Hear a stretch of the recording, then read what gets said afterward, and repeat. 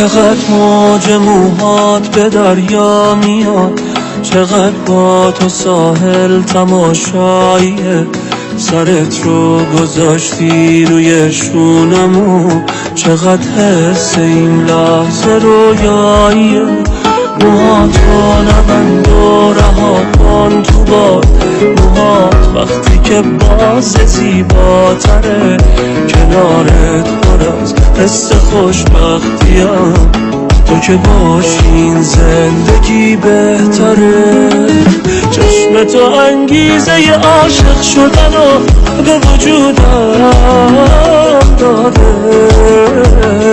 قلب من از دیدن زیباریا به تپش افتاده.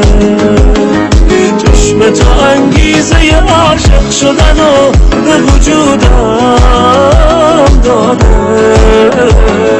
قلب من از دیدن زیبایی‌ها به تپش افتاده.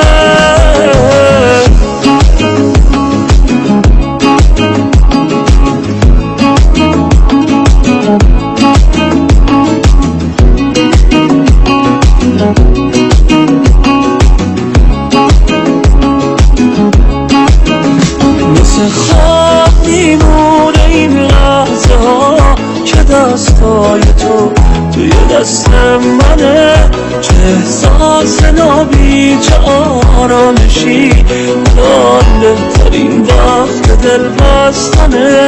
قربان نگاه تو و خنده‌هات، من و حال خوبی که دارم باهات. گوشم بگو هستی تا آخرش، تا من زندگیمو بریزم به پا. چشم تو انگیزه ی عاشق شدن و به وجودم داده.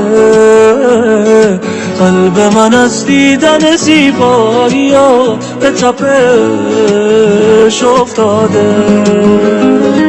چشم تو انگیزه ی عاشق شدن و به وجودم داده.